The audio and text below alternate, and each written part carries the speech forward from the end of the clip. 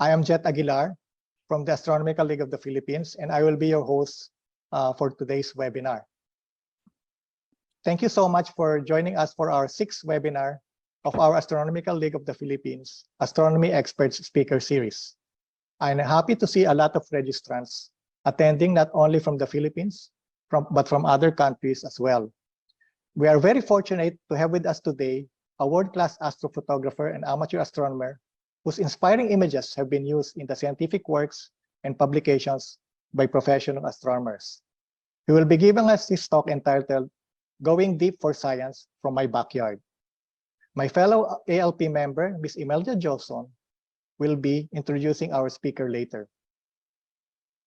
For those who were not able to register but would still want to watch this webinar, we are currently live streaming on Facebook at the Facebook page of the Philippine Astronomy Forum. Before we start, kindly allow me to explain some rules for this webinar to help us make this an enjoyable learning experience for everyone. Please listen and do your best to give your undivided attention to our speaker. There will be a short question and answer session at the end of the lecture. You may type in your questions under the Q&A tab found in your Zoom interface at any point during the presentation. We will do our best to read and answer your questions live after the lecture or via the Q&A tab. We would like to remind everyone that the contents presented in this webinar will remain as the individual property of the lecturer and the photographers in the presentation. We will also be distributing certificates of attendance via email to all registered attendees who will be present with us throughout the webinar. So please use the name you have written in your registration forms to help us facilitate this process. Enjoy the webinar and have fun learning. Here's the program flow for today's webinar. I would like to turn you over now to Mr. James Kevin T., the President of the Astronomical League of the Philippines, to give his welcome remarks.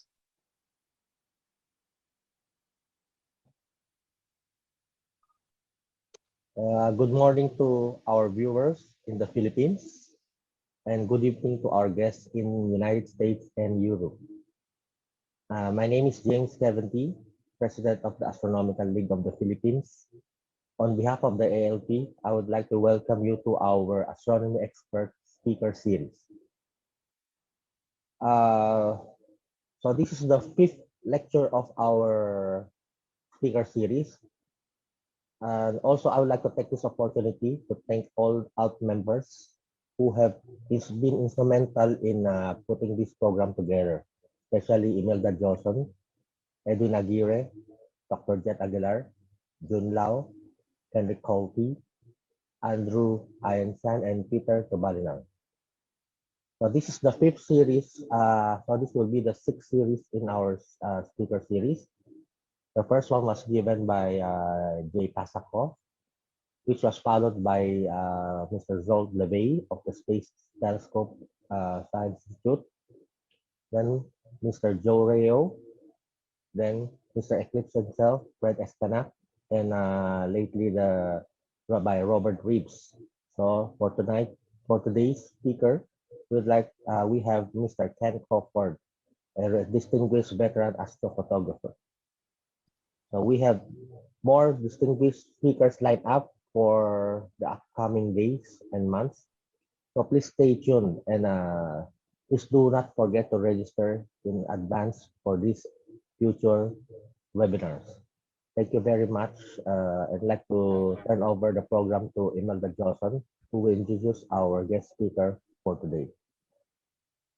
Thanks, James.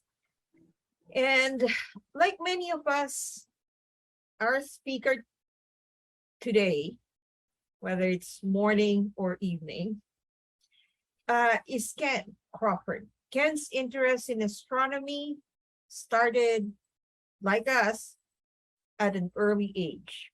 He was in 8th grade, to be exact.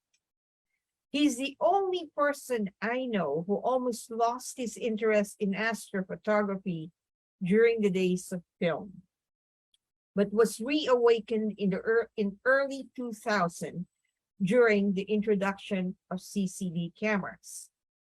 Most people I know get turned off by the steep learning curve of CCD imaging, but Ken was the opposite of that.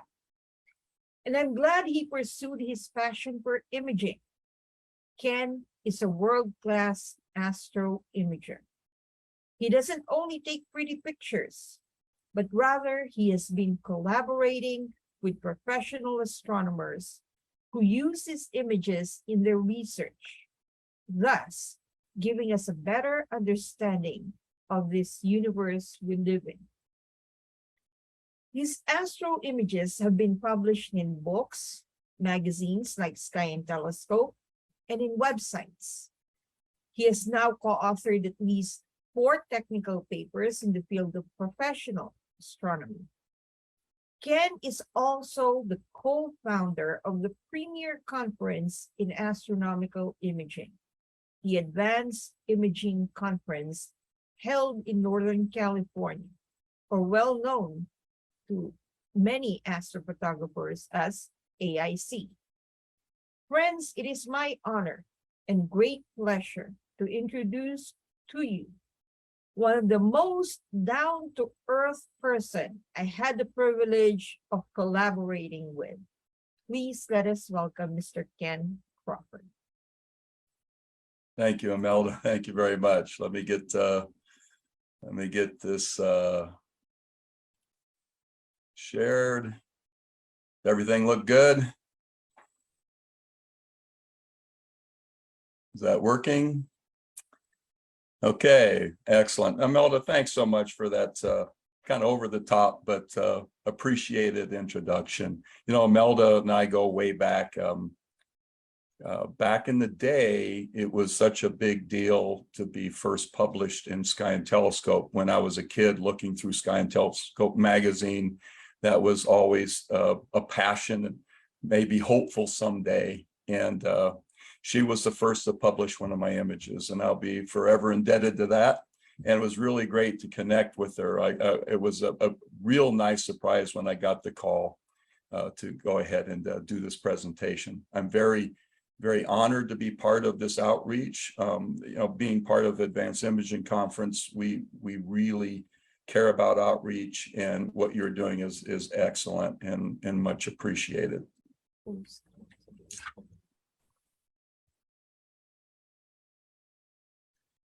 So basically, I want to go through the journey of my life on imaging. Make on your my back. screen. What's the matter? Oh, the screen, Jet, is that just us, or are you seeing Uh, it too? Yeah, Ken, you have to be in presentation view. You have to click presentation. Yes, I am. Let me start it over. Okay. Your Because next slide's visible. I think what happened is it got stuck on the original. Perfect. There we go. And presentation. Yes. Perfect. Yeah, great, good. There we go. All right. Hey, that's almost as hard as polar aligning. Isn't that right?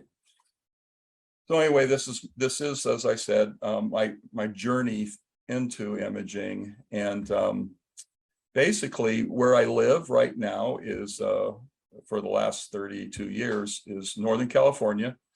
We're in between Lake Tahoe and Sacramento up in the foothills. And when we first moved there, we had very dark skies, and that rekindled my interest in astrophotography. As Imelda said, I failed miserably at film. I even tried, cooking the film back in those days, and hydrogen and all that. But everything basically turned out to be just colorful blobs. Didn't work out so good. What happened later, when I got interested, I found I was very interested in computers. My first computer was an Apple II Plus in the early 80s. And once I saw that you could connect the computer to a telescope, I went out and bought a Celestron 11-inch. And I remember setting up in my yard with the C11, a very small CCD camera for its time, and a laptop. And it was really cold outside. And I can tell you, I'm not a big fan of the cold. And I'm sitting there, I had a heating pad underneath the laptop to keep it warm. And I'm just basically freezing. And I look down and I go, you know, these cables connected from my laptop to the telescope and camera, if I can make them a little longer, I could do this from my house where I'd be warm. So that kind of what started me into hopefully building my backyard observatory. What you see here is my hole in the sky. This is the outline of the trees that I had to deal with. So what we had was about, with all the trees and such, about a 4.5 to 5 hour window where the objects would go from the east to the west. But I was still excited, able to build the backyard observatory. And I started out with a C11 there. And, you know, one of the most important components about astrophotography is a wife that will support you, right? That's and, you know, asking her for all kinds of money and such to be able to build this thing. And luckily for me, she was on board. And what you see is kind of the zoom image there of my observatory. As you can see, there's a lot of trees around. And I do live in an area where we're in fire danger and that type of thing. So it is, I've been trying to scale these back, but it's something we have to deal with. So Rancho Del Sol Observatory got an upgrade in 2003 with a 0.5 meter RCOS. And for those of you who don't know how a telescope works, the light enters through the front, bounces off a very specialized primary mirror, bounces again off a secondary mirror in the front, back down through a hole in the primary mirror to the detector. And that detector can either be your eyeball or, in this case, a CCD camera.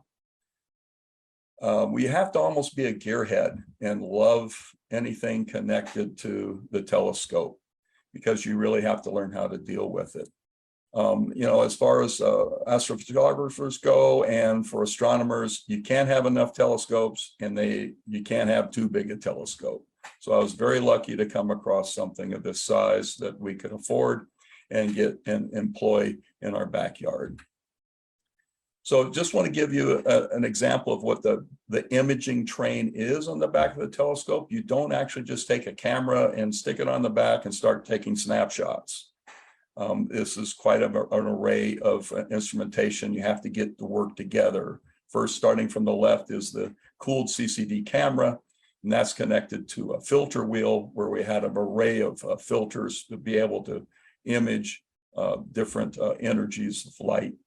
And then connected to that is what's called a off-axis guider. To be able to get really nice images throughout the night, you have to really track the and offset the movement of the Earth. And we do that with we steal a little bit of light from the telescope with a prism or a mirror and shoot it down to the camera below it, takes pictures of the guide star, we'll call it, and that helps us track across the sky. And then that whole assembly is connected to a rotator that is a precision instrument that allows you to rotate that entire assembly to be able to help find guide stars and that type of thing. I'm kind of proud to say that you've heard of Don Goldman, I'm sure, Astrodon filters. His first alpha filters were tested on the back of this telescope. And it was a lot of fun to help be part of that and see those excellent filters come to fruition. So I want to talk a little bit about the slice of sky that my telescope can see at its focal length. The way the sky is kind of broken up into measurements, 1 degree equals 60 arc minutes, and those arc minutes are broken up into 60 arc seconds. And an arc second is a very small portion of the sky. And the focal length and the imaging chip size is what ends up being my field of view. And my particular setup at 4,300 millimeters of focal length and the size chip was using on a 16803 gives me almost enough to fit the moon. And this is a quick snapshot I did through an S2 filter just to test that field of view. And as you can see, that's about the size that I can get in one shot. And why that's important is because I actually had two different cameras, same exact camera with two different chips, and those chips were the same size, but they're broken up into different size pixels. And why that's important is because you have to sample the light. So if a star light lands on the chip, the one with the bigger pixels can absorb more light per pixel. So you actually build up faint objects a little faster on that chip. But the other chip that has more pixels allows you to get a little finer detail. My particular imaging train gives me about a half an arc second per pixel, which was a nice marriage between the system as far as getting deep images in a good enough time as well as good resolution. But that's some of our challenges we have to work with. Another one of the biggest challenges we have for high resolution and deep sky imaging is the scintillation of the sky, the turbulence of the atmosphere going by. And in the upper left corner there is some data that a friend of mine brought a HD camera up. We put on the back of my telescope, and it was for images used in the PBS movie Seeing in the Dark. They wanted to kind of show what people see in the movie when they look through a telescope. And that was one of the first time that has happened. But you can see the jumping around of the image. And what happens is in long exposures that adds blur to the image and is one of the big issues. So having a site that has very low turbulence of the air overhead is almost as desirable as dark skies. Another nifty thing that I was able to do with Don Goldman as my partner is we shipped a whole bunch of stuff down to southern Australia, where we could image some of the southern sky stuff. And very fun to do that. We did that for 4 years. And as you can see, the little image there was taken with the all sky camera. And what is great about this is I had at my home, I have a very bad southern sky view, but everything in the south in Australia is directly overhead in comparison to my site. So we had a lot of fun doing that. Imaging's a little bit like big game hunting. You go out and you want to bag these objects, right? You want to get these pretty pictures of these celestial objects. And there was a few of these southern sky images that we wanted to get.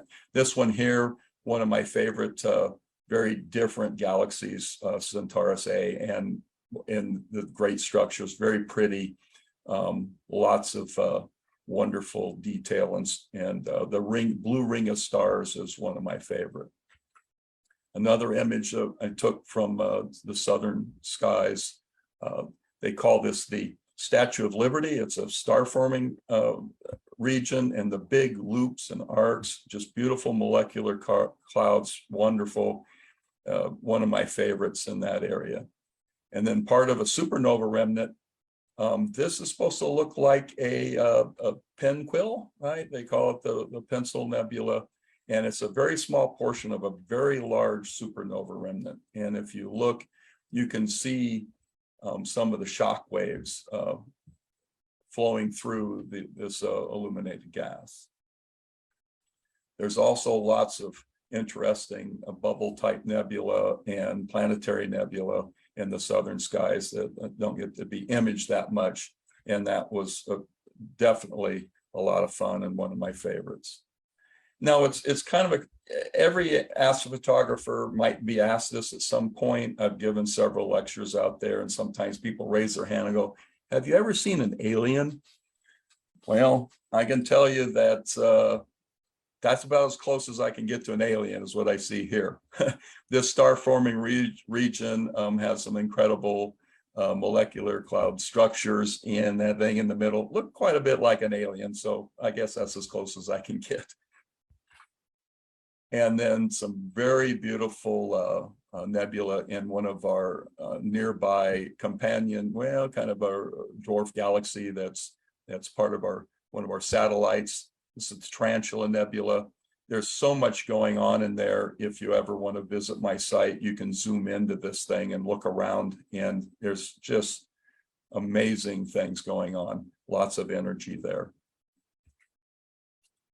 And one of the galaxy groups that I wanted to image from there, this is an interacting pair of galaxies, and we're going to talk more about interactions with galaxies because that's what I was able to stumble into. But as you can see, these are almost like in a merger, and you see these tails coming off, hence the name and the antennae. So what's it take to take pretty pictures and go deep? First off, you have to have good data.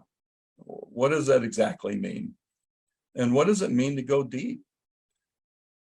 The reality is if we image outside of our own solar system, a lot of these objects that we're looking at are very, very faint. And they take a long time to build up on the imaging chip. So what going deep means is having to take very long exposures to start revealing some of these very distant and faint objects. One of the biggest improvements to astro imaging comes the fact that I can sleep and do this at the same time. I don't know, I turned 63 this year, and I can tell you that it's very hard to stay up. I don't know how professionals do it as much, but the biggest thing that helped out in helping us go deep was the advent of automated imaging. Having software that can control all the elements, wake up the telescope, tell it to go to the object that we want to image, set up the exposures, and when it's all done, put itself to bed. That's an amazing thing, and we're very indebted to those people who built that software. It also allows us to be able to remotely image, whether it's in my backyard from my office at home or from across the world. So this is even becoming more and more popular. We're able to get very deep because we can take long exposures over several nights and put them together. And when you can do that from remote operations with a lot of great skies, it changed everything. And the advent of what we call telescope farms have become more and more popular. This type of automation allows for that high-level remote imaging, unattended imaging in areas with very dark skies, low sky turbulence. Though it can be considered a little expensive, the more and more of this happens, and it'll be easier to do, the more people will be able to do it. So how do we produce deep images? I thought it'd be kind of fun to try a little bit of solar imaging. So I bought a little 60 millimeter solar telescope, and imaging something that bright is way different than imaging very faint stuff. In this case, I have to actually take very quick exposure. In fact, you take movies of the sun here, and what's great is you got software that basically sorts out the individual frames into blurry versus sharp, combine them all, colorize them, and voila, you got images of the sun. That's a lot of fun, and it actually teaches you a little bit more about a different type of image processing. But what I'm talking about is different. Well, this is very bright, where what we're shooting at is very, very faint. So how does that happen? So do we leave the camera on all night and take one long exposure? No, we do not. We take individual exposures, but they're fairly long, anywhere between 20 minutes and an hour, usually, while it's tracking across the sky. And then you have to deal with other things that get involved. You have noise in the form of dark current, bias. You've got different types. Satellites can go flying through in front of your image, and you have to fix all that type of stuff. So here's an example. This is a raw 20-minute exposure of a galaxy, an edge-on galaxy, without any image processing or any cleaning up. And if you look close, you can see there's little speckles of noise, and there's this bright streak down the side. And what that is, that's an actual artifact in the chip. It's a defect in the chip. And that's in every single image. So part of this is we have to, that isn't very presentable, right? So to make things presentable, every image that we take, we have to do what's called calibration. And as you can see this raw image on the left, and if you look, you can see that there's this, the brightening of the image towards the center, and towards the corners, it's fainter, and that's called a hot spot. The energy in the telescope, the light hitting the chip, is more intense in that area. And if you look, there's these weird round donuts on there, these dark donuts. And what those are is that no matter how clean you try and keep things, little specks of dust get on the imaging chip and the detector, and boy, it makes these ugly donuts. But what is cool is these smart people who made the software that allows us to we have to take images with say the shutter in place. So we take what the image of the background noise is, and then we take the image of the intensity of the illumination of the chip itself, that, as you can see on the bottom right, and you can see all those little donuts, and you subtract those out of each individual image, line them up and combine them, and then you start getting something that looks a little better, right? Now we're getting somewhere. We have some real nice black and white data. Now I'll talk a little bit about two types of color that we work with. Astroimagers like to call what we normally see in the normal spectrum of red, green, and blue, natural color imaging. And so there's that type, and that's what we're going to talk about right now. And we also use black and white as a sharpening layer. And that data is shot through a filter that allows the full spectrum through. And that's the layer that we can go ahead and apply some sharpening and that type of thing to help enhance the look. And then we take images through red, green, and blue filters and combine them, and we get that natural color that we want in the stars and in the galaxy itself, and then layer that black and white luminous image on top, and you end up with something that's reasonable, right? Like this was one of my favorite galaxies, edge-on galaxy. And if for those of you who are old enough that used to watch Twilight Zone, the black and white Twilight Zone, this is the Twilight Zone galaxy, I like to call it, because it was in some of the intros. So, and now you know how the natural color images kind of fit together. So let's talk a little bit about the other type of color you're going to see. It's called representative color. And instead of these broader band filters that let the standard blue, red, and green through, these filters really isolate this energy in a very narrow band. Then you take that data and you assign it to what we can see as a visual range, and then blend them together to create for the completed image. So this narrow band we like to call representative color. Now, representative color has been used with a lot of science for many years, including the medical industry. Here we have some three groups of scans, and the information has been added to different densities or temperatures or whatever they're trying to, and they will colorize those and put them together. And what happens is you get a representation of the data that allows them to see what they're looking for.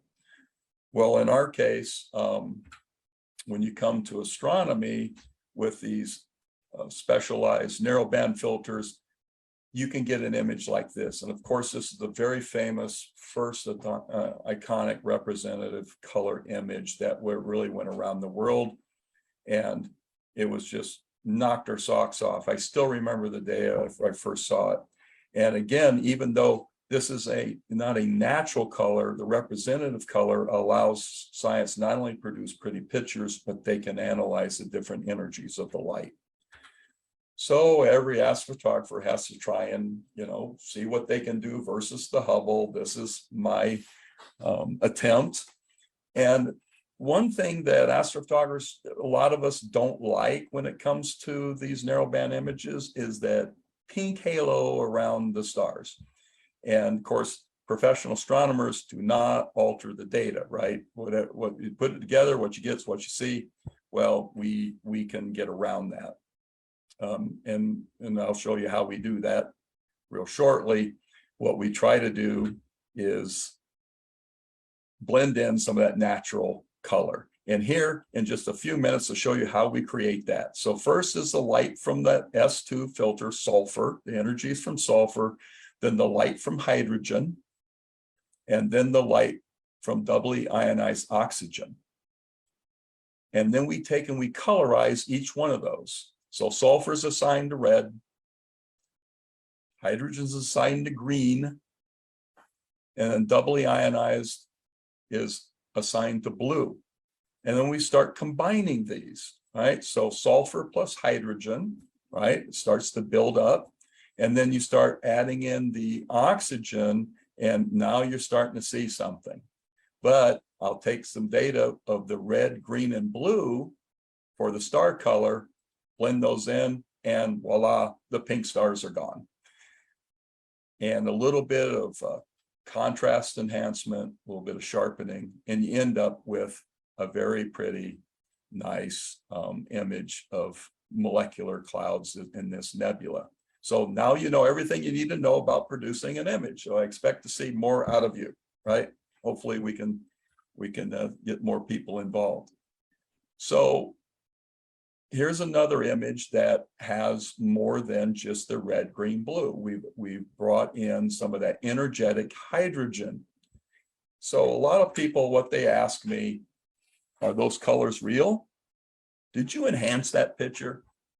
Well, there's a little of both, right? So because we're shooting through atmosphere and we have blurriness, some bad nights of data, and you trying to accumulate all this stuff. Yes, we in some ways the colors are real, but they are enhanced. We do have to remove some blurring. We need to boost some color because these things are so faint, you wouldn't see any of this stuff. If you flew up to this and could get close, you wouldn't see a thing. So what the whole idea is to reveal what we cannot see. One of the issues that we run into, especially with galaxies, is the fact that we have a very high dynamic range with our eyes. We can see pretty bright stuff and see faint stuff at the same time. Well, in this process, they call it the DDB process, that allows us to be able to, as you can see on the left, the core of the galaxy, which is many times brighter than the fainter arms in the outer structure, really is blown out. You can't see any detail there. But applying some of this mathematical genius stuff to the image to be able to scale that data so you can simultaneously see the core of the galaxy in the detail as well as the faint outer structures. So anytime that you see pictures of people's galaxies that you can see both, they've applied something like this. And here's an example of that. We've got beautiful spiral galaxy. It has a very bright core, but to show those beautiful dust lanes that go all the way to the core, we have to employ some of those techniques. So yes, the image is enhanced. Now, one thing that's kind of interesting about this image as we kind of zoom in, all those pretty little spikes on bright stars, those are actually artifacts. there's 4 spider veins that hold that secondary mirror out there, and the light diffracts around those. And if you've noticed, I don't know if you've noticed, but on the new James Webb images, you see a whole lot more spikes, right? Well, luckily I only have 4. But what's interesting with these is once I started looking, hey, I want a nice sharp image. I got nice sharp diffraction spikes, except for this bright star, there's a double set of diffraction spikes. And I didn't know why that was. Well, my good friend Adam Block, who is, by the way, you'll be hearing from him in the future from what I understand. You don't want to miss that. He reached out to me and said, Ken, the reason that you see that is because this is a binary star, a double star that is too close together for me to resolve, but it's being resolved in the diffraction spikes. So that was a very interesting thing. Thought that was pretty cool. Another image of a famous galaxy group. And as you can see, I've deployed the DDP in the center area.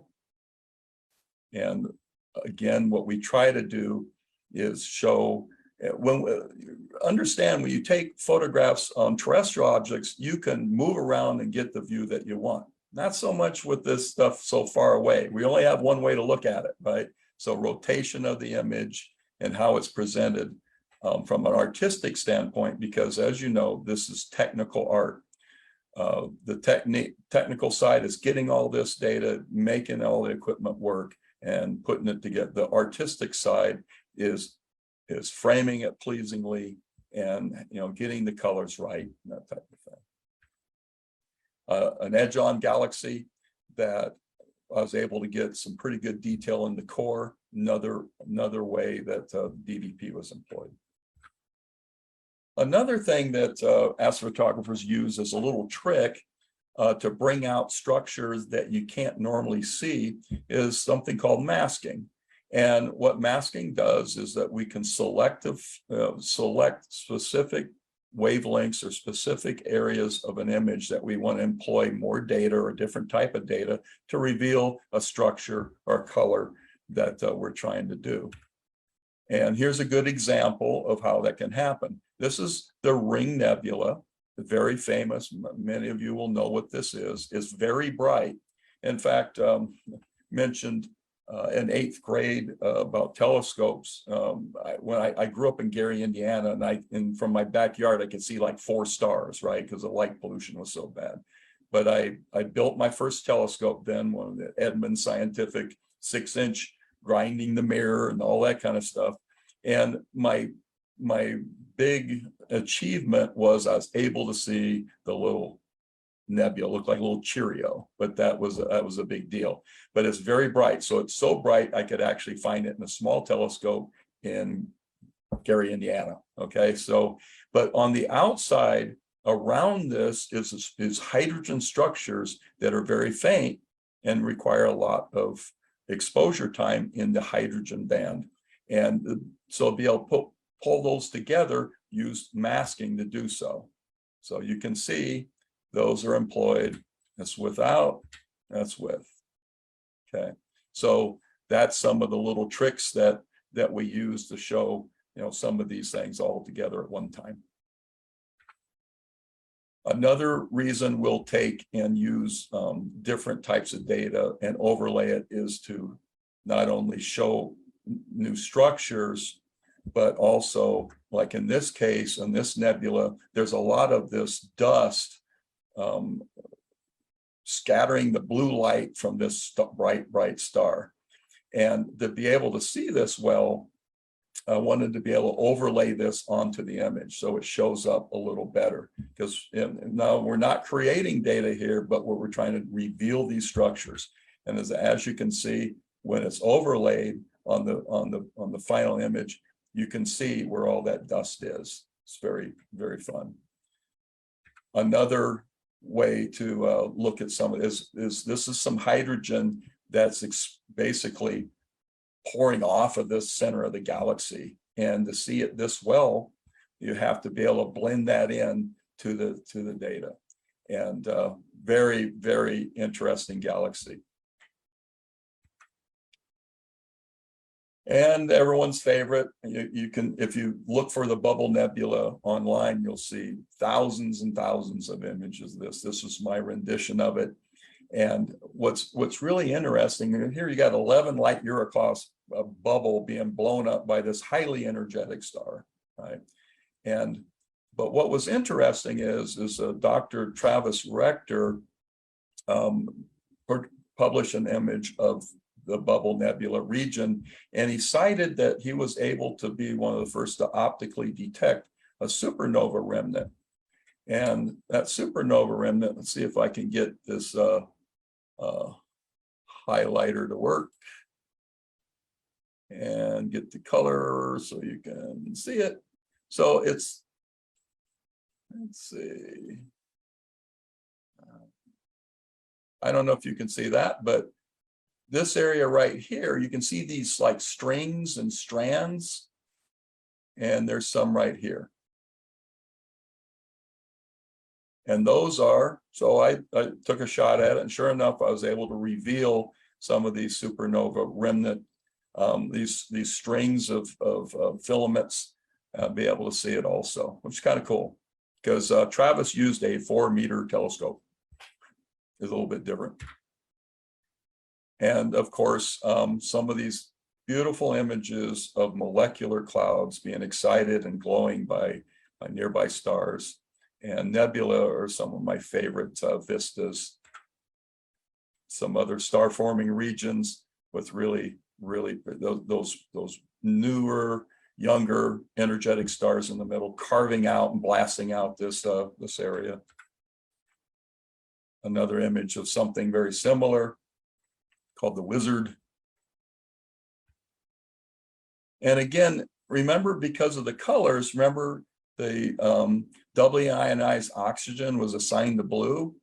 And so you can see all this bluish background, that's where that doubly ionized oxygen resides. So the colors actually is not only beautiful to look at, but they help science understand the energies of what's going on. Now, you can see in the middle of this a little bit different, there's this silhouette. And that is a gas cloud that is basically being a silhouette, and they call it the flapping bird. And getting into some more natural color nebulae, this is called the iris. And it's got some beautiful structures, much like the flower that it's named after. And remember, I talked about aliens. Well, maybe there's some more here. I don't know, but what this one always comes up around Halloween, because but I don't know, I look at it and it looks like more like a octopus to me. And distorted galaxies, I mean, you've seen pictures of very beautiful spiral galaxies, but what is interesting to me are these galaxies that's been distorted by interactions with other heavily gravitational poles called tidal interactions. And these are called the eyes. And sometimes you get to shoot these things when they're edge on. And in this case, you can probably see, and I'll see if I can get this in color, or maybe a little different color. Yeah, so you can see this warp right here on the edges. That's warped, and that's warped. And the only thing that pretty much causes warps like this is gravity and an interaction with some other object. And, you know, when the Hubble Deep Field was out, many of us do want our own deep field image. And this is the Hercules cluster. And as you zoom in, you start to see literally hundreds and hundreds of galaxies. It's just phenomenal that what amateurs can do in their backyard. And even a little bit of high resolution. Just recently, James Webb produced a very extreme high resolution image of Stephan's quintet. Well, this I shot about 10 years ago, I guess. This is my attempt at it. But it's amazing to me. At least I got the shape, right? And also being able to image other nebulae in other galaxies. This just shows my attempt to be able to get some high resolution on one of the nebula within M33. And this is really an interesting region. Her big Haro objects, also known as HH objects, they're bright patches of nebulosity that are associated with newborn stars. They're formed when narrow jets of these partially ionized gas, these jets collide with the nearby clouds of gas at very high rates of speed. And I was able to capture some of those her big Haro objects here in some detail. And that's pretty cool. And here's another one. On the right was my image you can see the jets coming off on both ways. And then I looked around, I found some data from a 4-meter telescope to compare it to. It's always good to be able to compare to some of the professional systems, make sure you're getting it right. All right, so let's go the right direction. And sometimes the object we want to image is bigger than what will fit on the chip. So what we have to do is what's called a mosaic. We have to break the object into overlapping panels and shoot each panel separately with all the filters. It's an extreme amount of work. I tell you, there's some amazing astrophotographers out there that do some incredible work that way. Giant vistas of the skies.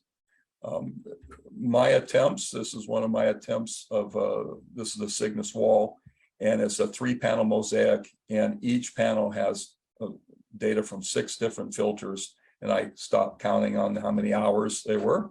But what's great about when you go to that kind of resolution, you're able to start zooming in and really seeing some of the structures. Very beautiful area. Another object that would not fit on my chip that I had to do in several panels was this part of the Veil Nebula called the Witch's Broom. And it just amazes me that you can actually see, you know, all the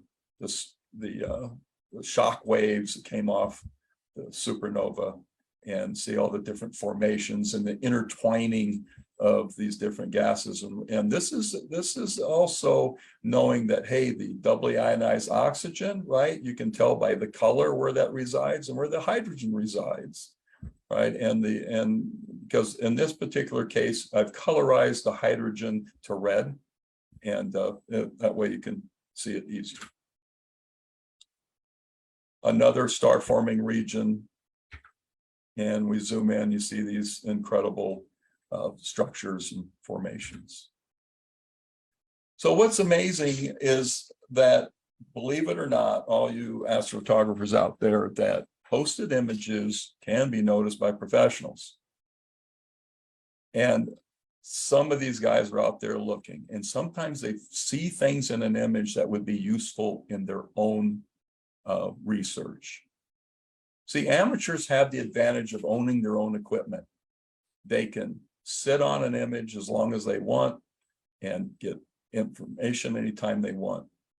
And professionals, many of them don't have available access to imaging systems. And if they want to get something, a lot of times they have to go through committees, write up a bunch of requests and that type of thing. And it's not easy for all amateurs to get stuff. In this particular case, this was an astronomy picture of the day of a mosaic I did of IC 59 and 63, and it was seen by a professional, Dr. Adolf Witt. And he reached out and contacted me and said, hey, Ken, your image is wonderful. I would like to look at some of the data because it might be useful. So I said, okay, well, that sounds cool. So I went to look him up, and oh my goodness, these guys are really smart, right? I mean, this guy is the expert on interstellar dust. And I started looking at him, I go, okay, observational aspects of interstellar nanoparticles. What the heck is that, right? I started, I mean, this guy is obviously a brainiac, and it was amazing to be able to work with him. He was very kind, and he told me exactly what he needed. And what was great was he was able to utilize the data that I had taken to do what these professionals need to do, and that's create a paper, right? An astronomical journal paper. And this is really the lifeblood of a professional, is to be able to publish their research and their findings.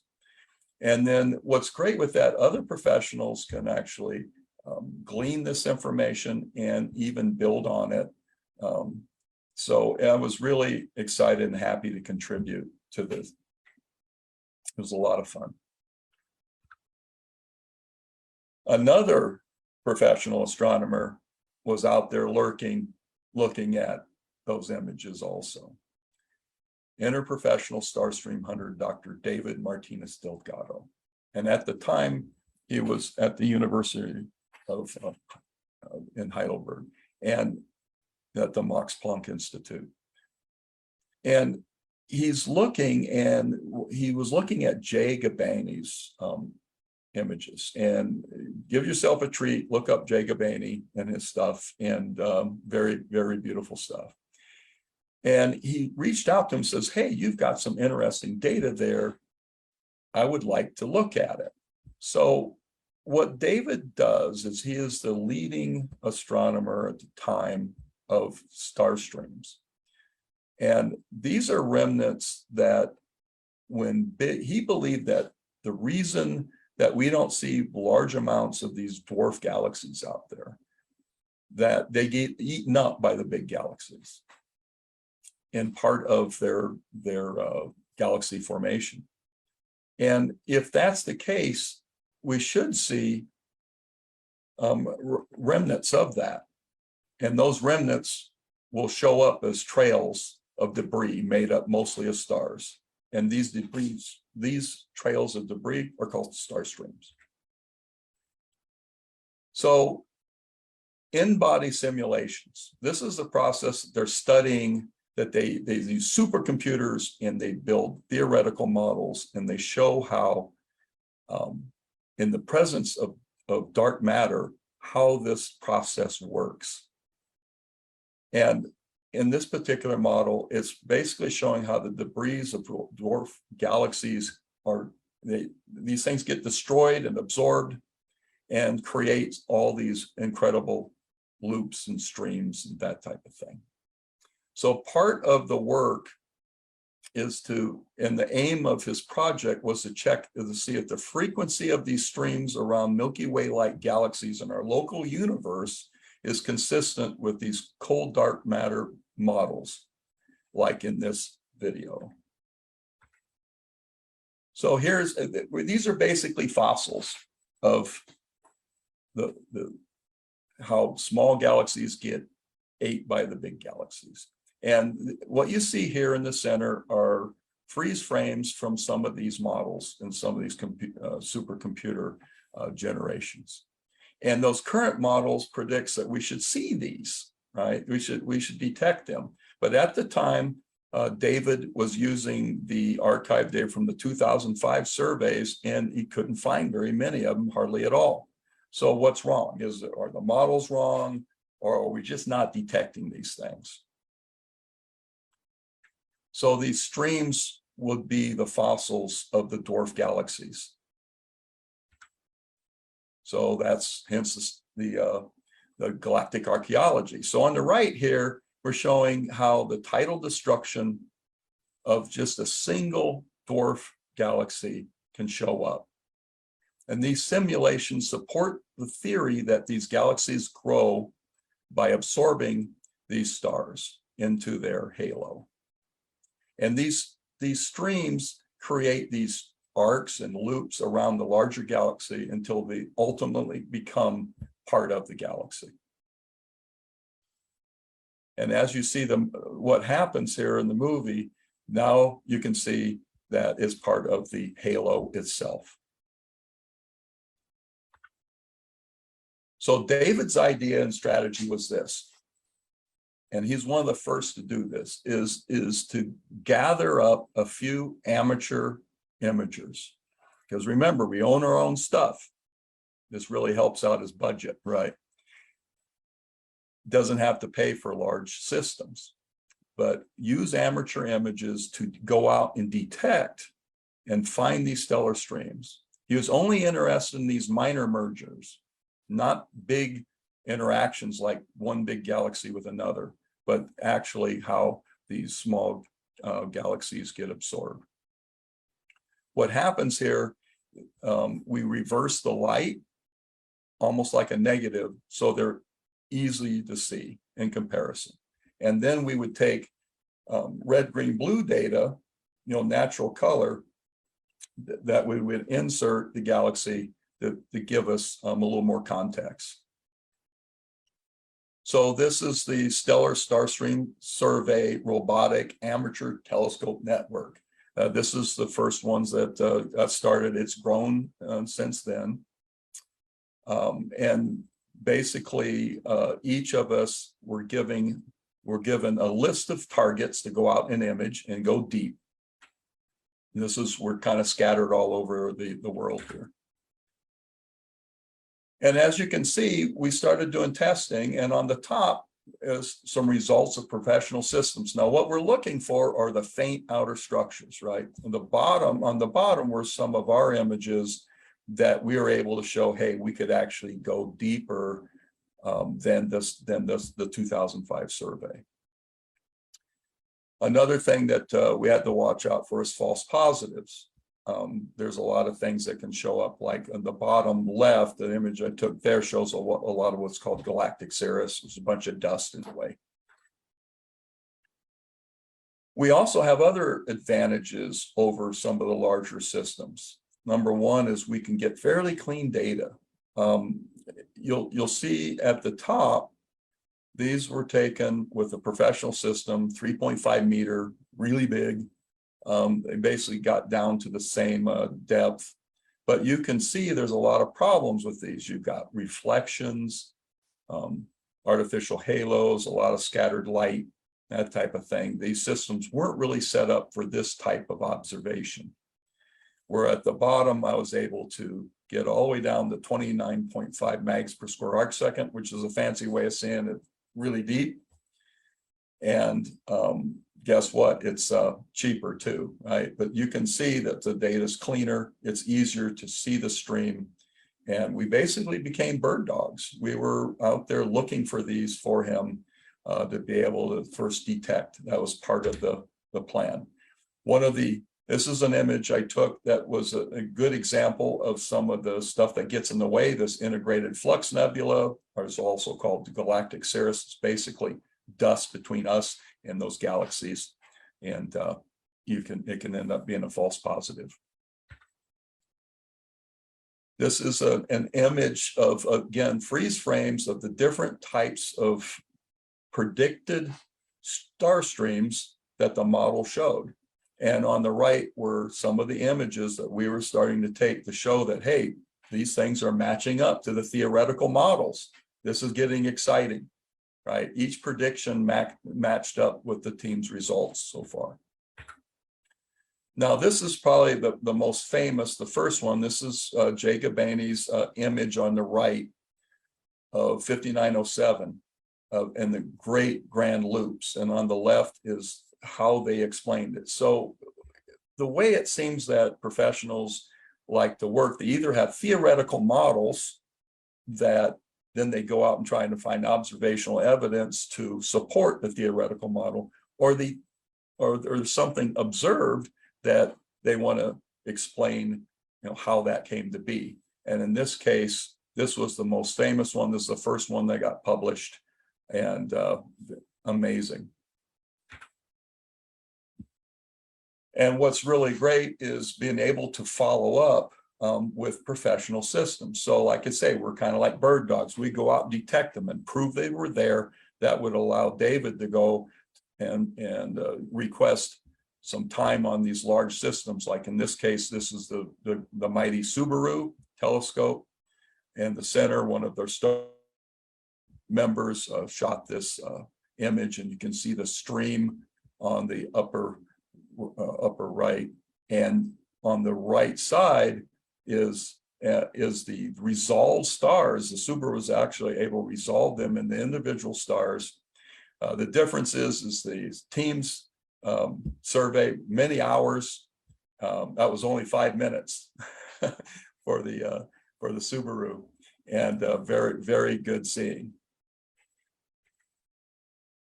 Hamburger Galaxy, and had a very well-known tidal tail, they called it, and being able to, again, use the Subaru to be able to zoom in and see that right in the, with this follow-up observation of this, they've got a massive globular dense core that's left from the dwarf galaxy that got that's being destroyed. So they're actually able to capture it in that moment. Of course, this is we see these in different phases throughout the universe. It takes many giga years to make this work. Here's another image. In the center is a freeze frame of the theoretical model that they were using for the end model, showing the different types of predicted streams, and the team's results on the outside pointing to the areas that we were able to detect. And again, more of those predictions. And this all led to what we were excited about, was really the first time that a lot of data on this type with star streams were utilized with a bunch of amateurs. That this was groundbreaking, and David produced this, and what we saw, we were showing things that haven't been seen before, which is very exciting. So this was later on will be built on. So you don't have to have a giant telescope to detect these streams. When we were in South Australia, I had a 5-inch refractor sitting what they call piggyback on top of our main 14-inch telescope there, and it's able to detect the M83 stream below it. And then the VLT 8.2 meter was follow-up observation. And yeah, I like these acronyms, like VLT, Very Large Telescope. It would be really nice to have something of that at our disposal. And that was just a very few seconds was able to detect that. And then another stream was able to detect with the little 5-inch telescope. Now, this stream was first detected in the 80s by Professor David Malin. It's called the Malin stream. And then on the right was a 4-meter image to show it was there also, as there again to 2 different sizes. But this is to show you that you don't have to have a 20-inch telescope to make these observations. So one of my favorite collaborations was this NGC 4216. And I remember distinctly, I was given this target and I had some really good nights and was able to obtain 10 hours of data on it. And then when I started processing it, I got real excited because no one has ever seen this large loop around the galaxy. And not only that, it looked like that one of the dwarf galaxies was still embedded in the stream. So I got very excited, and I yelled out to my wife, Lisa, come here quick. I've got something to show you. You're going to be the second person in the world to see this. So my wife came in, and she's used to all my pretty pictures and such. Yes, so she squints, looks close at the image and looks at me and goes, "That's nice, hon." So it wasn't that exciting to her because it's a smudge, right? That's what she's thinking. Nice smudge. But this was very exciting. Then this allowed David to get some follow-up observations with a 4.2 meter, 3 hours with the red band, and it was there. This description is it's amazing because the long tail was several kiloparsecs long and goes right through the galaxy halo. And there's also several pillars and that type of thing. So that was one of and what's great with all this is you can make a pretty picture out of it. And that's what we're able to do. And what we appreciate is then Astronomy Picture of the Day would pick this up and further the cause. here's another image that I was assigned to, was able to display better than seen before. These coherent spikes going back and forth from the core that seem to emerge from the center. This is NGC 1055. And there again, it can make a nice, pretty picture. I really love this galaxy because the way it's framed with those very bright, beautiful stars, and it almost looks like a buzzsaw in space. And a few others that we took. And again, you know, I know they're not like spectacular images, but all those, these areas like this, and this cloud,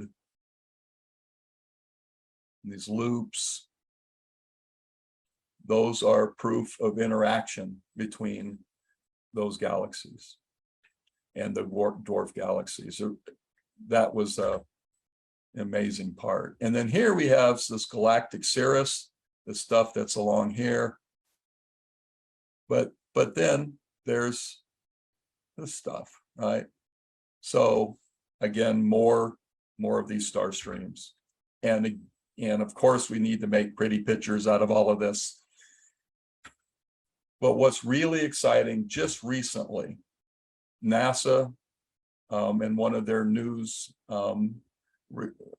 releases shown that, and I look at this, I go, hey, that's our images from 2010.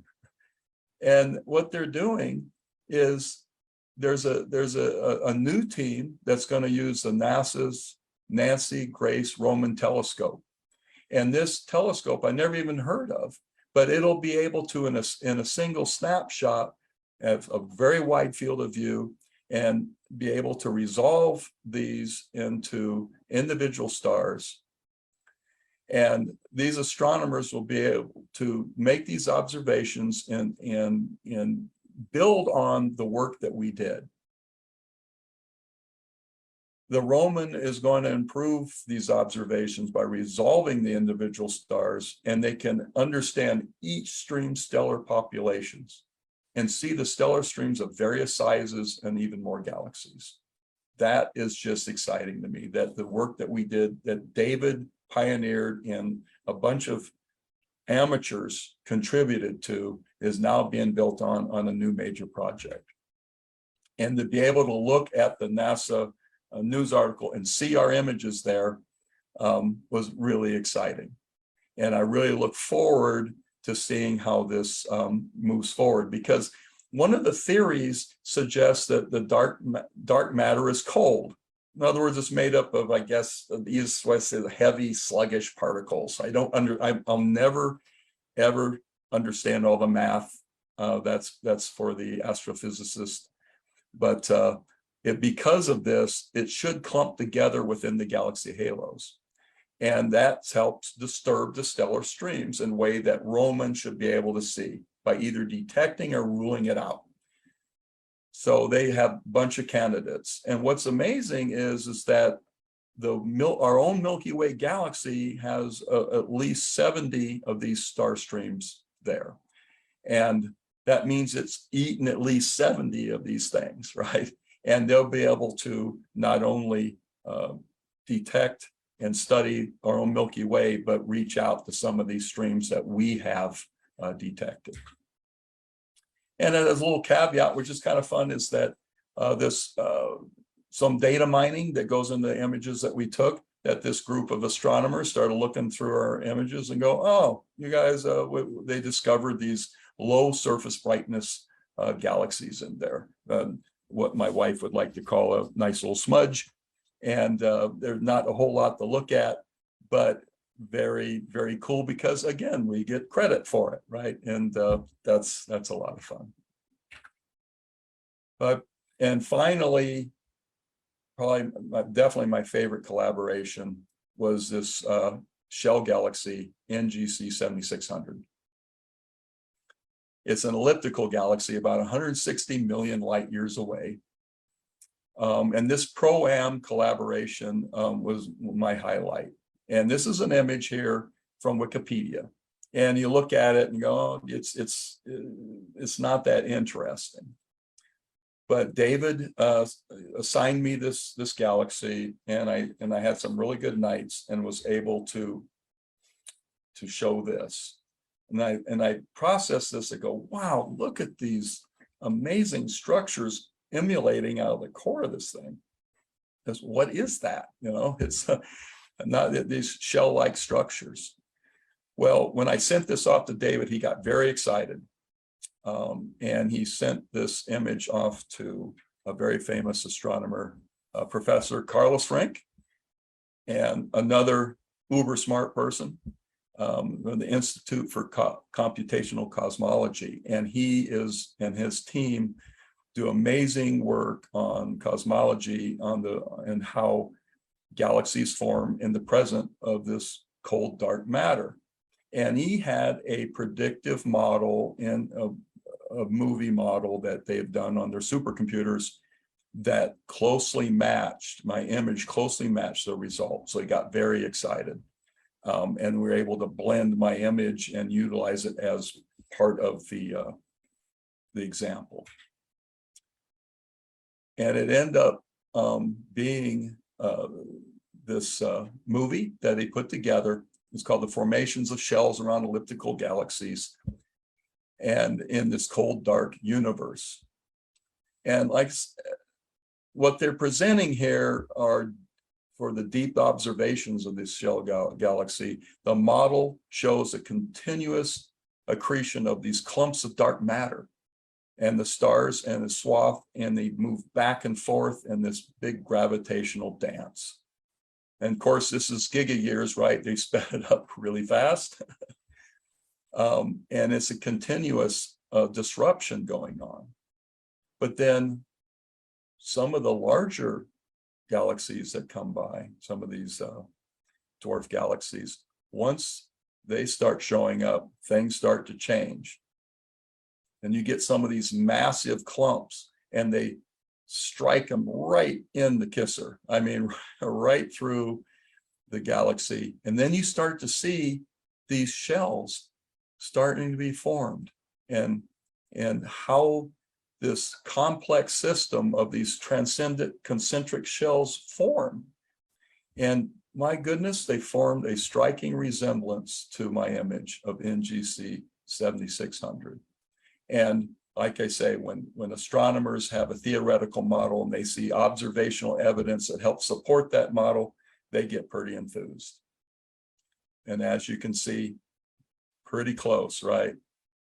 That was exciting.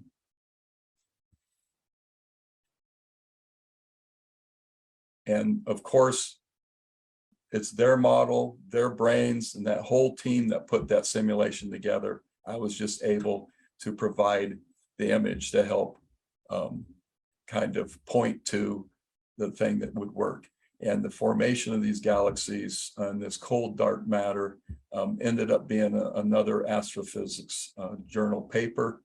And it was very humbling and be able to be part of this, and very exciting. And again, hats off and thank you to Astronomy Picture of the Day, because when they publish things like this, it's not only showing the pretty pictures, but also being able to further the science, because all those links there pointed to the science that this was part of. And another thing that I want to let you know about is that being president of Advanced Imaging Conference has been a real privilege, and we are a nonprofit organization. Our team, we have a top-notch team of individuals that, and our goal is to public outreach. And part of that is that when we have our conference, we fly in some of the top imagers from throughout the world. And we basically have a virtual fire hose of information. These presenters present some of the greatest and newest techniques, and every one of these presentations were videotaped. And we are providing these workshops and presentations at no charge to the public.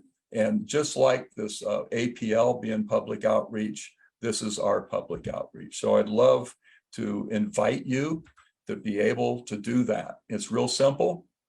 You just go to advancedimagingconference.com and you join our family with the join button, and then you'll have access to all those many hours worth of presentations. And this is if you want to step up into a little bit more advanced astrophotography, and this is basically how things work, how they do these things, how they put images together, how do you deal with the equipment. And also, I would love to invite you in fall of 2024. We're working on this right now. It's getting the next AIC on the books and able to attend. We would invite any of you who's interested to come to the San Jose area and attend. And I really want to thank you all for bearing with me and through this journey of my passion of pretty pictures to science. And one of the pioneers, great pioneers of astrophotography, Professor David Malin, with his great advice is always respect the light. Thank you very much. Wow, Ken, thank you so much. That was really amazing, enlightening, and truly inspiring. Thank you so much for sharing that. I'll just share my slide. We'll go to the Q&A portion. So should I stop my share? Yeah, please. Thank you, Ken. Okay.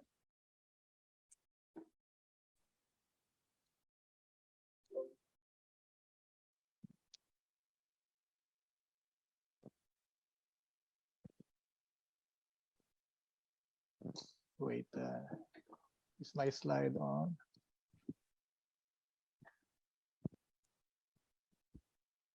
So we have some questions here in the Q&A.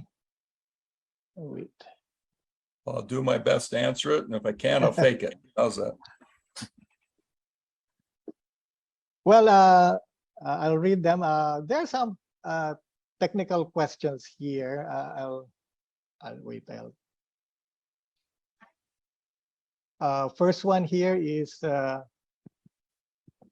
from one of our imagers, Philippine imagers. The question here is, again, in terms of imaging cameras, which is better, or your recommendation, and why? CCD or CMOS? Well, it's interesting that you'd ask that question. At the time, of course, I was using CCD. CMOS hadn't really grown up yet. And I can tell you that a lot of my buddies who've been doing recently, who bought CCD cameras, one thing was nice about those is a very low noise levels, and they've really come a long way. What I would suggest, instead of giving a recommendation on whose camera or what, is we have a couple good presentations of that on our Advanced Imaging Conference digital library.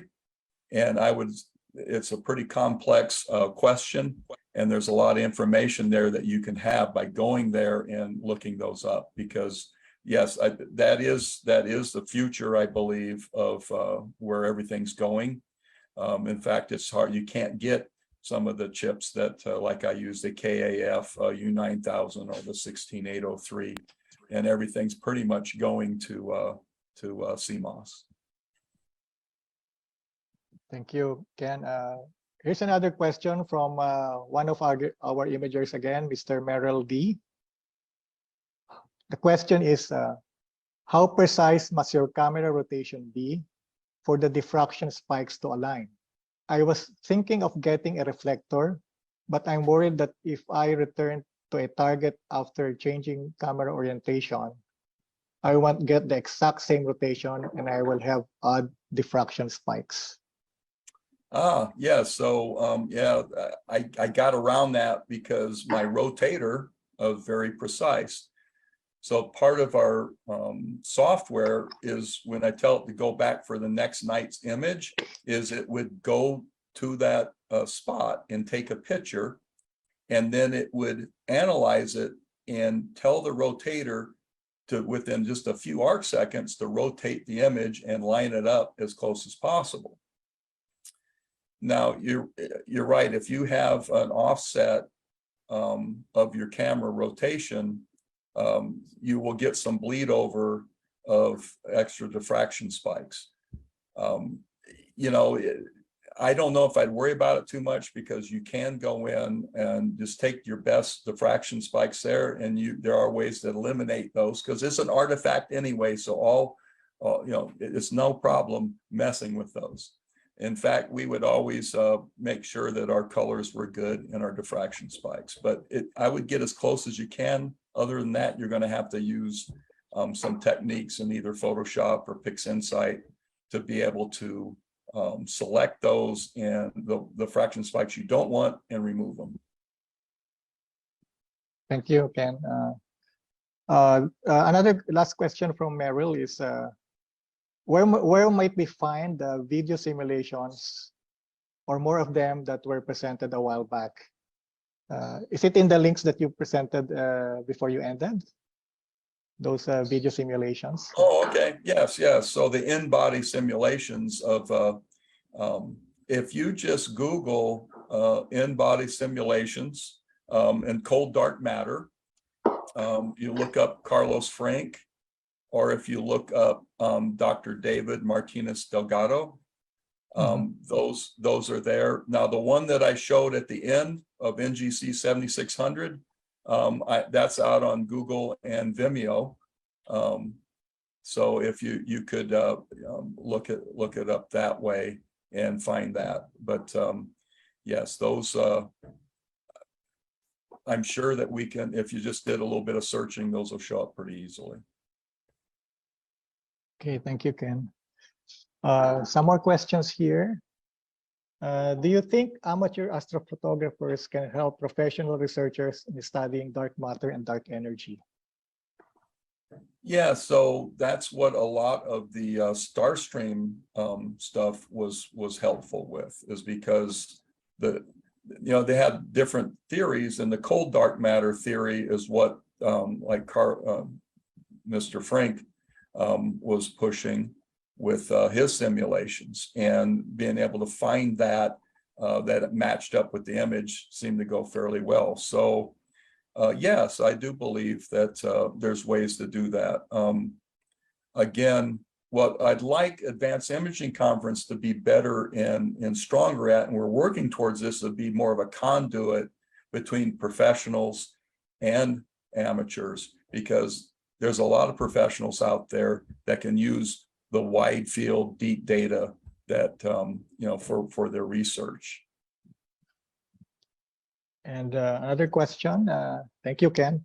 What are your suggestions on how ordinary backyard astronomers can start their own pro-am collaborations with professional astronomers? So suggestions regarding how to start pro-am collaboration. Well, that's a good question. I mean, it's not the easiest thing to do. I can tell you that, again, AIC is trying to make that type of connection. There's some older systems out there where groups that they study variable stars, right? They have large companies that do that. And those are all pro-am collaborations. And I guess the real sexy thing to do nowadays is Exoplanet Research, and some of that happens. So it is something we're all working on. We want to make it easier for professionals to reach out, and we're hoping that AIC or places like maybe APL could get involved with and be that conduit, ways for where professionals could reach out and go, hey, we're looking for this type of data. Do you know anyone who has it? Instead of them looking around, because as I said in the talk, these guys found us by just looking through our images, by just perusing, and that takes a lot of time.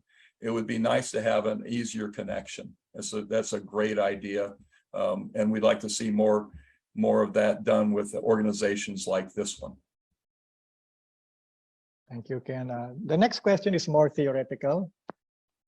Based on your studies, what do you think will be the ultimate fate of our own Milky Way galaxy? Is it going to merge with another galaxy, or will it get cannibalized? Well, first off, you're giving me much more credit than I deserve as not being a professional astronomer. But from what I understand, I believe our next connection with another galaxy is with Andromeda, right? This is what I understand. And that should cause some interesting tidal interactions and gravitational interactions, as that is not a minor merger. Since we've had at least 70 minor mergers because of the star streams that are detected already in our galaxy. But that big one coming up, that might make a little bit more of a difference. But thank you. I'm not a professional astronomer. I really wouldn't know how to answer that fully. Thank you, Ken. For the next questions, I would like to ask one of our panelists, who is an astrophotographer, Eric, to ask his question. He has some technical questions regarding astrophotography. Eric, thank you. Thanks, Jet. Yeah, Ken, actually, I was just wondering, in terms of your toolkit, you mentioned PixInsight and Photoshop. Are there any? Well, I was curious, which are your favorite tools? I mean, yeah, I'm kind of an old dog. I still use like MaxPL, Photoshop pretty much, with a few Photoshop tools here and there. Yeah, so you're right. And that's been the big, in the last few years, especially at AIC, I used to have, we actually have had some of the programmers from Photoshop show up, right, and talk about that. But PixInsight has gained incredible ground. My tools have been CCD Stack by Stan Moore and Photoshop. Those are the two of my mainstay, and that's what I use. PixInsight has really gone farther and farther to a point where it's very, very good. It's a little bit like flying the space shuttle. It's a little bit more complicated, and but we do have some great teachers out there. Adam Block, Warren Keller, to name a few, that you can, and from what I see, when people finally make the leap into PixInsight, because it can do virtually everything. It was made specifically for astrophotography. That seems to be the way all the weight is going, and the traffic is going towards that particular piece of software. I noticed at our last advanced imaging conference in this last May, that was the most taught. Photoshop is still used from time to time to maybe do an enhancement here and there, or a finishing motion, but PixInsight is doing the brunt of a lot of the work out there these days. Okay. Thanks, Ken. Eric, is that it? You have other questions? Well, and I'm just kind of curious. So with light pollution becoming basically an increasing problem. I mean, like even you mentioned that you said that your backyard was dark, but it's getting brighter. And then there are those of us who were pretty much just restricted to the imaging from our backyards, or even those who work from an urban perspective or urban location and don't really have much access to dark skies. What kind of program collaboration can those types of imagers expect to be able to help with? Well, as far as with light pollution can interfere, of course, with very faint detection, but I'm sure I would imagine that under the right circumstances, that variable star work or light curves and things like that, detecting exoplanets might be possible. With anything that could use narrowband, filters, because what will happen is you can eliminate a lot of the light pollution by restricting the type of light that gets to the detector with these narrowband filters. let's take Rob Gendler as a very well-known astrophotographer. When I first got started, I saw pictures of him out on the street with light pollution, and he overcame light pollution by going longer and deeper. And there's some great tools out there. You get these gradients, these background gradients with light pollution. And a good friend of mine who's been a long time amateur, Russ Croman, has wrote some very cool software to remove and deal with gradients in PixInsight and Photoshop. So there's tools out there, but honestly, I think the real deal is telescope farms, because I think as more and more of that happens, it become less expensive to do, and being able to run things remotely, from a dark sky is really the cat's meow. If we can make that happen. Okay. And yeah, maybe one last question. Not kind of put you in the spot, but if you were to buy a new camera right now, do you have any preference or kind of have your eye on one? And I'm talking mostly here as a gearhead at this point. So Sure. I tell you what, it would be a CMOS camera at this point. And there's some very good, this is what I would suggest, because since I have not used all of them, I can tell you that if you go to the Advanced Imaging Conference website, we have a list of our sponsors. And some of those sponsors make very nice cameras.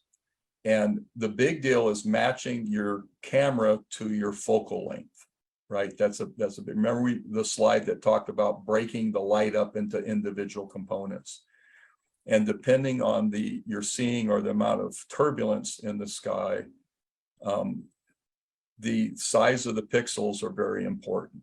Now these CMOS chips have gotten really huge, but remember when you go big that way, you got to go big on the filter too to put in front of it.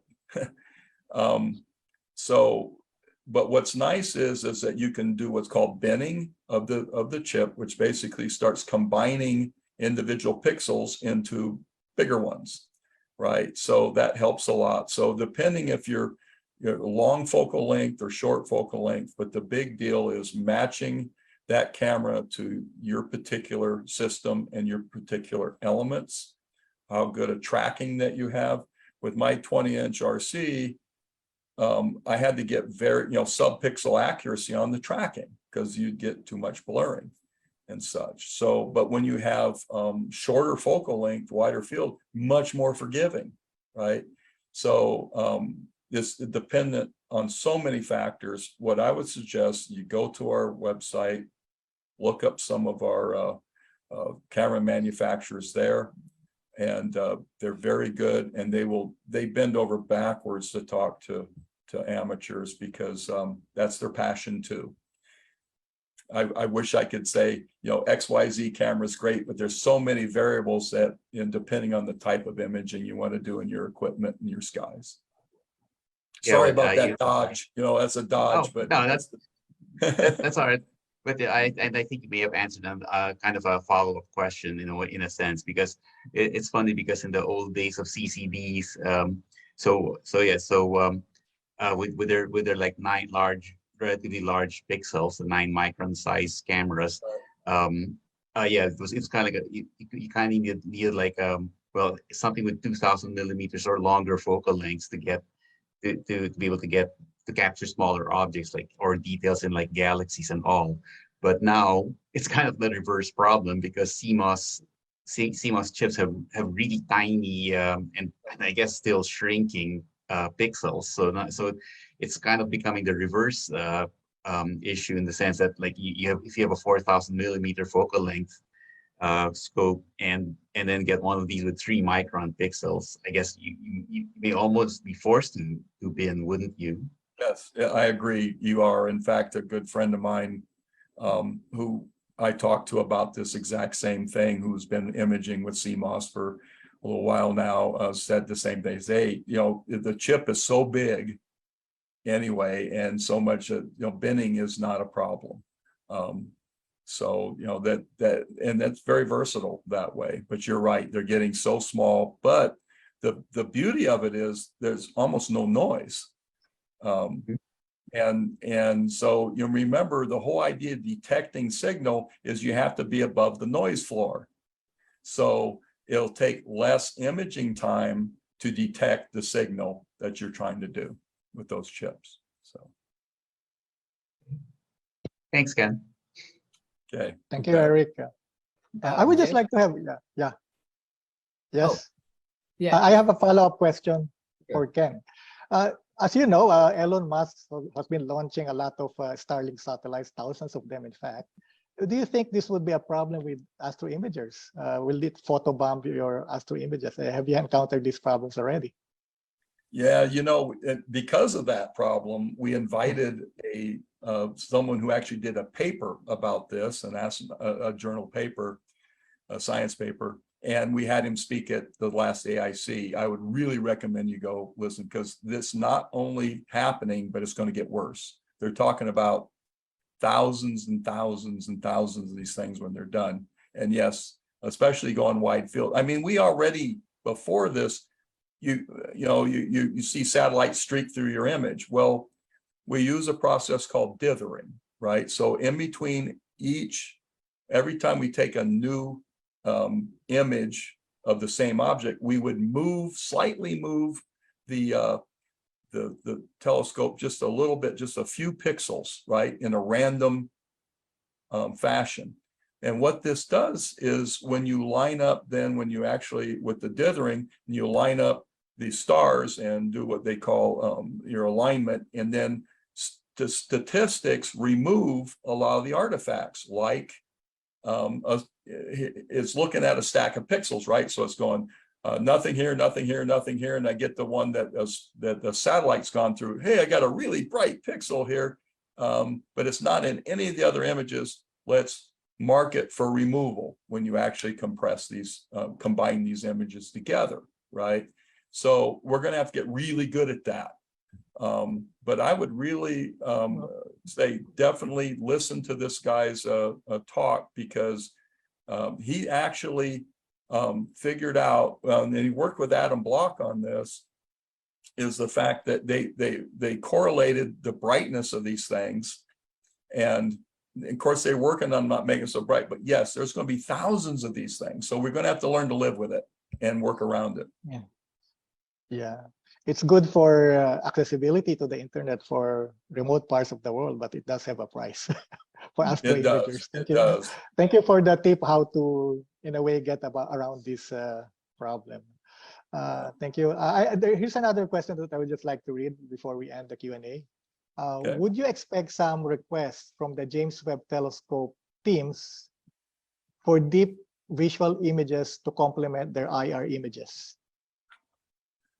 Boy, I don't personally think so. I mean, back in the day, and I knew Zolt LeVay and they used my pencil nebula once on their deal to say, okay, this is a wide field shot, and this is really what it looks like with a Hubble, right? And I don't know that we will see that with the Webb. The Webb is doing such amazing stuff. It can stand on its own, I think. But who knows? You know, stranger things have happened. Chet, if I may Yeah. ask one last question before we conclude the webinar. Okay. Ken, I think it's safe to say that when you're processing images, it's pretty much very subjective. You know, it depends on the judgment or the taste of the astrophotographer. Now, when you enhance your images to bring out very faint details like the star streams, how would you know when to stop? You know, you don't overdo it and introduce artifacts. That's a very good question. Artifacts are the bane of, and that's why professionals, frankly, were afraid to work with amateurs. The reality is that if you do over process or overcook an image, we call it, you can create, but mainly those happen when you start what's called scaling, like boosting color or boosting the image to a point where the noise starts to show, right? So now you're seeing something that doesn't belong. Or they use a sharpening method where they will over sharpen an image and create an artifact that way. So we had to be, for the Starstream research, we had to be very, very careful. We had to follow a very regimented methodology of stretching, what they call stretching or boosting the image to see these things.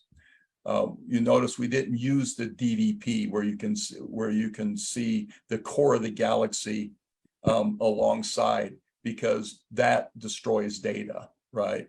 So we basically would scale the image up linearly, right? All at once, all the pixels get scaled the same until we could see those. And then we would take our pretty picture stuff, right, that would show the galaxy core and its beauty, and insert those into the image for clarity. In other words, here's where the galaxy is what it looks like. But you're right. Nobody wants to create artifacts, but there is, and a lot of times while I'm processing, we'll keep going back, we'll keep looking. And you do develop a workflow to make sure that you don't introduce artifacts or enhance artifacts too. So, but that is, I will just say that is one of the things that since we are boosting, try this experiment someday. Go out and look at a particular object that's well known and put them all together, and you will see every one of them look a little different, right? A little different color, that type of thing. And that's because we're all imaging through different levels of atmosphere. We don't take into account atmospheric extinction like professionals do. But some have worked on, one of the ways is to try to get the color right, is they do what's called a G2v calibration.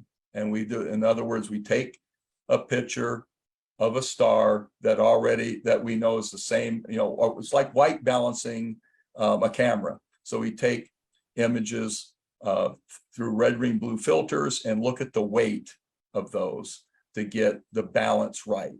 And that's what we try to do. But then some of us, like me, I like blue, right? So I may take a little bit more blue data, because blue light scatters in the atmosphere more than red, right? So some of these images I had to take longer blue exposures to be able to see it and show it. So that's that technical art we're talking about. The technical side is getting all that data and putting it together, but the art side is putting this together so you can reveal things that you can't normally see in a pleasing way. And our eyes love high contrast color images. You're not going to get on the front of Sky and Telescope with a boring black and white image, right? It just won't happen. Thank you. Edwin, you okay? You're muted. Yes, thank you so much, Ken. Okay. Do we have other questions from our panelists before we end the Q&A? If none, thank you so much again, Ken. We took so much of your time. Thank you for being patient, especially in the. I'm sorry it ran a little bit longer, I thought, but I kind of got into it, right? No, So It was great. Actually, I want to watch it again so that I can absorb all the things that you have shared with us. Well, I guarantee you, if you have trouble sleeping, it'll work.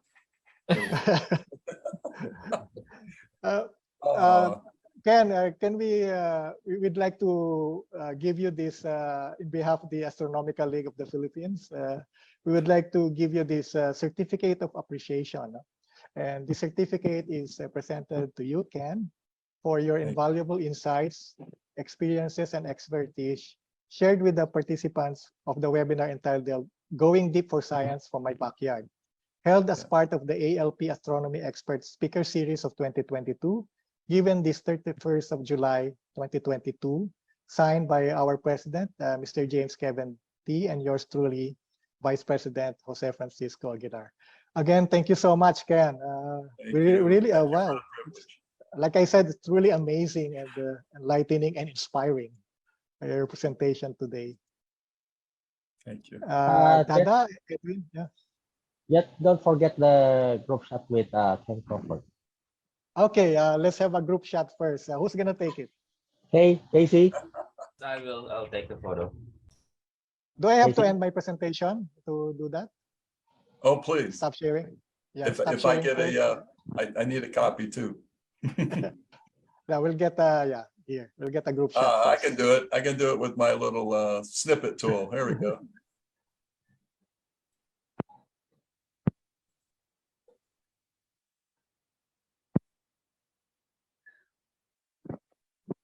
Hey, did you take it now? Hey. Yeah, I'll take another one. Hold on. All right, I got it.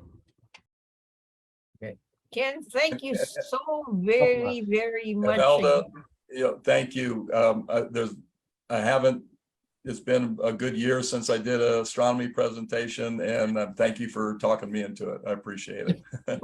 Thank you And very you- much, Ken, Thank for you, thank you. joining our webinar. Highly appreciated.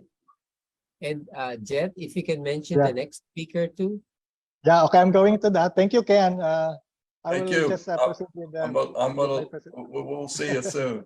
Thanks so much. Thank See you. you. We'll send you the video Thank you. for our presentation also. Very good. Thanks, Ken. Okay, thank you, Bye Ken. bye. So before we conclude today's webinar, of course, I would like to thank all our attendees for joining us. We will be sending you certificates of attendance for today's webinar by email to all the registrants who were able to join us today. This is, as James mentioned, this is the 6th webinar in our ALP Astronomy Experts series of 2022. We started this webinar series last April 23 with Dr. Jay Pasakoff.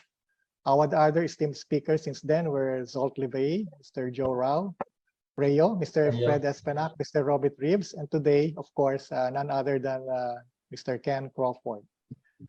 We are so grateful to all our webinar speakers who very generously gave their precious time to share their knowledge and expertise to the world of amateur astronomical community.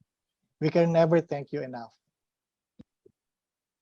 So here you can we can actually view the videos of this webinar in our ALP official YouTube channel.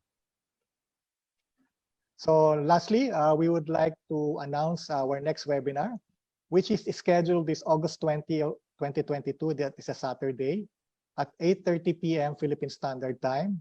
That is 7:30 a.m. Central Daylight Time and 8:30 a.m. Eastern Daylight Time in the US. We will have as our speaker none other than Mr. David Eicher, the editor-in-chief of the Astronomy magazine, the biggest astronomy magazine in the world, and a famous popularizer of astronomy and space. He will speak on the topic Galaxies Inside the Universe, Star Cities. His illustrated talk will explore the discovery of the nature of galaxies, the cosmic distance scale, the local group, distant galaxies, and important advances in understanding galaxies and black holes. We will be posting the registration link for this free webinar soon at the webpage of the Astronomical League of the Philippines, https://astroleaguefields.org. Again, thank you again, everyone, and clear skies. We will have for the panelists, I will send the link for our post-webinar Zoom meeting, and I will end this webinar now. Thank you very much. Bye, guys. Bye-bye.